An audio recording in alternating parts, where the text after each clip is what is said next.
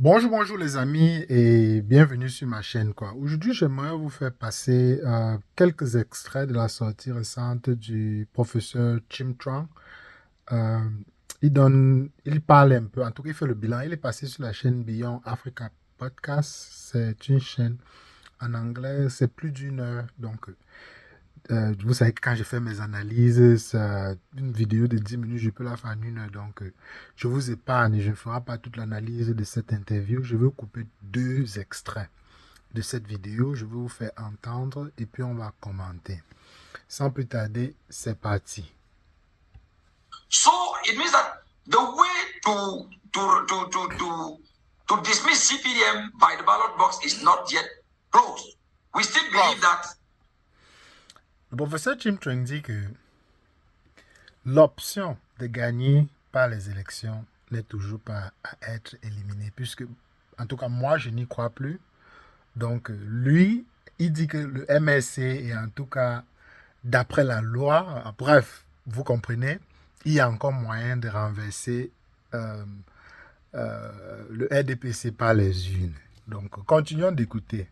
If Professor Kanto succeeds in supporting a particular candidate, we still believe that the victory of the people can still occur without any particular revolution.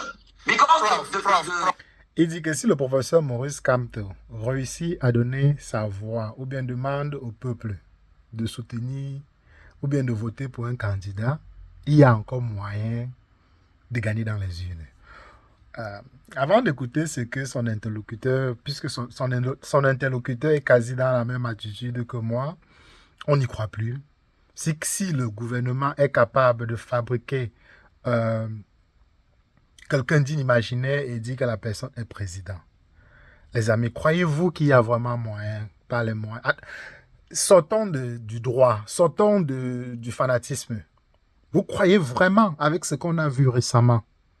Moi, j'y croyais. Je disais que non, si on suivait les votes, il y a les preuves, il n'y a aucun moyen pour que Eleka ou la Cour constitutionnelle puisse dire un résultat différent. Mais avec ce qu'on a vu au Cameroun là-bas, avec ce qu'on a vu au Cameroun la semaine passée, et même d'ici lundi passé,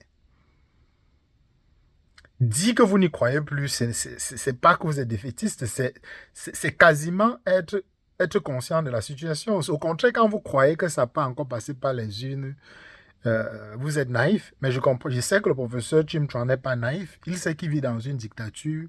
Il ne peut pas dire autrement, parce que juste le moindre petit mot décalé, insurrection contre l'État, il risque d'être arrêté. Donc moi, je comprends sa situation. Mais s'il y a certaines personnes qui croient encore aux élections au Cameroun, comme j'ai dit, peut-être on peut utiliser les résultats des élections vrais pour mettre pression en utilisant les forces étrangères. Mais en dehors de ça, je ne vois vraiment pas autre moyen, les amis, comment est-ce qu'on va renverser le RDPC. Maintenant, son interlocuteur est aussi choqué d'entendre qu'il croit encore que le professeur Maurice Kamto, en donnant sa voix, va pouvoir amener le changement au Cameroun. Vous entendez son côté du professeur. Allez, on continue les amis. Prof.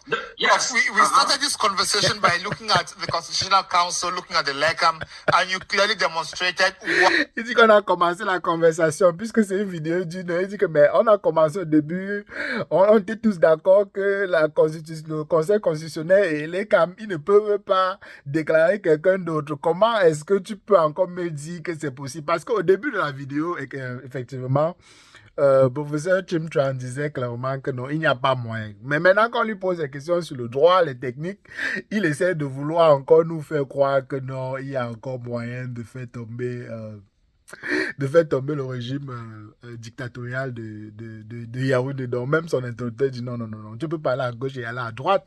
Comment est-ce qu'on a commencé cette conversation? On était tous les deux d'accord qu'il n'y a pas moyen. Maintenant, tu viens encore me dire que non, Maurice, comme toi, la clé pour renverser le régime. Faut pas exagérer. Donc, ça en fait, why Electoral and the Constitutional Council did not apply the law. Why do you suddenly think that on that 2 weeks after October 12th, they are going to respect the victor of the elections? Excusez les amis, c'est la publicité. I look different. I play different. Allez, on y va. No, because I know the means that MRC has mobilized for the presidential election. I think the first challenge was to be accepted as candidate. Now we have failed that. But the second challenge is to master the electoral process itself. We think that nowadays, you know, the Director General of Elecam has recognized on the CRTV that any political party and any media can compile the results from the electoral bureau. Donc, il lui pose la question qu'au début, on discutait et puis on était d'accord qu'il n'y a pas moyen. Qu'est-ce qui te fait donc croire que ça ne fait même pas quelques minutes qu'on discute? Soudainement, tu commences à dire que non, le professeur Maurice Kamto a la clé. Donc, il est donc en train d'expliquer que il y a quelques jours, le directeur de l'ECAM a dit qu'il a permis aux médias et au peuple de suivre les votes. Et en fait, prendre les photos et tout ça. Donc, il croit que le fait que ce sera public, on va dire le vrai nom. Mais les amis, vous croyez vraiment que... Soyons sérieux. Peut-être le directeur de l'ECAM a dit ça, mais il n'avait pas de mail d'autorisation de Gongor et des gens qui dirigent le Cameroun. Je vous garantis que ce jour-là, on va interdire la presse. La presse ne sera pas autorisée à le faire. Puisqu'il dit que avant on interdisait la presse et maintenant le directeur de l'ECAM a dit qu'il va permettre à la presse de divulguer les résultats. Mais c'est pas vrai. C'est pas le directeur de l'ECAM qui dirige. Vous avez vu, on allait au Conseil constitutionnel avec l'arme pour menacer, j'imagine, les gens du Conseil constitutionnel. Je ne sais pas en tout cas comment est-ce qu'on peut permettre dans un grand bâtiment avec plusieurs personnes quelqu'un en ayant l'arme. Ça n'a pas de sens, les amis. Donc moi, je ne crois pas. Même si Eric Ezoussé est venu dire que non, on va laisser la presse, on va laisser... C'est de l'esbrof. Le jour de l'élection, il n'y aura pas question de presse. On risque même de couper Internet. On ne risque même pas. On va couper Internet, on va interdire les médias. Vous pensez que cette dictature va, après avoir immobilisé tous ces efforts, dépenser ces 50 millions par membre du Conseil constitutionnel et 80 millions pour Clément Antangana, comme Paul Tuta le dit, et 30 millions pour tous les gens de Elecam, ils vont arriver le dernier jour dont ils ont besoin pour voler encore 7 ans au peuple camerounais et puis ils vont jouer le bon cœur. Tout ça parce qu'on dit que Bamileke ne sera jamais un président. C'est pas possible. Même le professeur Chim Ching, je pense qu'il est un peu naïf. Bon, il n'est pas naïf, mais il est obligé de faire ça. Parce que même avant, quand on a rejeté la candidature du professeur Maurice Kamto, il venait, il disait non, calmez-vous. Et les Cam ils ne connaissent pas la loi, c'est le Conseil constitutionnel qui connaît la loi, le Conseil constitutionnel va dire la vérité. Voilà. On s'est calmé, le Conseil constitutionnel a dit la vérité. Et nous avons tous vu. Donc, il faut cesser d'amadouer le peuple camerounais. On n'y croit plus. Impossible. Pour que on laisse la presse s'occuper des élections au Cameroun au 12 octobre. Donc ça, c'est le petit extrait que je voulais partager avec vous. Je vais rapidement aller partager un autre extrait qui m'a aussi touché. C'est une longue interview. Si vous comprenez l'anglais, c'est Beyond Africa Podcast. Il a fait ça hier. Donc pour ceux qui comprennent l'anglais, vous pouvez aller écouter. C'est une heure de temps. Donc, je partage juste ces deux petits extraits avec vous, comme ça, je ne fais pas la vidéo trop longue. Allons-y pour le deuxième extrait que j'ai sélectionné de partager avec vous. That people are awake to fight for their rights. They will join the people. That's what happened in every dictatorship. Why don't you mobilize? Ici, en fait, il discute du fait que pourquoi est-ce que l'armée continue à oppresser le peuple camerounais.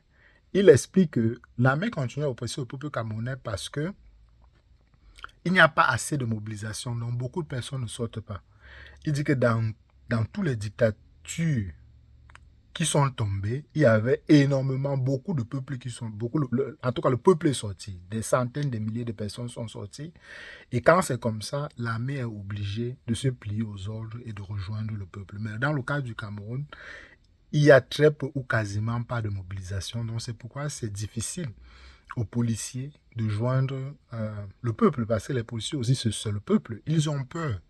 Donc maintenant, son interlocuteur va lui dire que, mais au lieu de perdre le temps à parler d'élections, pourquoi est-ce que vous n'essayez pas plutôt d'éduquer les policiers, de comprendre que quand les difficultés que les gens ont au Cameroun, eux aussi, ils sont, puisqu'ils font partie du peuple, eux aussi, ils sont témoins des mêmes difficultés. Eux-mêmes, ils ont les mêmes difficultés. Donc, pourquoi est-ce que vous n'utilisez pas votre énergie plutôt pour conscientiser la population? Allons-y. Mobilize the army to understand that when we lack roads, they lack roads. When we lack hospitals, they lack hospitals. When we lack medication, when we lack school education and economy, they lack the education. Rather than focusing on the people, if you talk to the military, won't they have a conscience to understand with the population?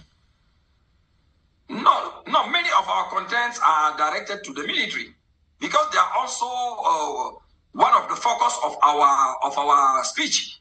We talk to them, and we know. I think what is their problem is just that they are not sure that if they join the people will not also deceive them.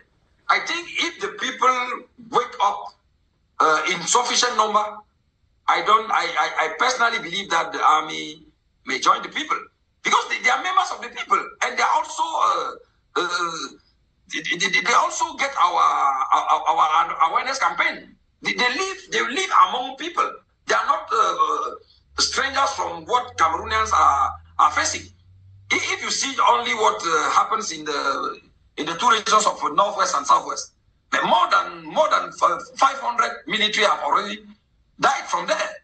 You do think that when those who are still on the field see how their friends has abandoned their wives, their children, and so on, they are not very happy. I think just I think when we will reach only if all the Pacific ways are completely blocked.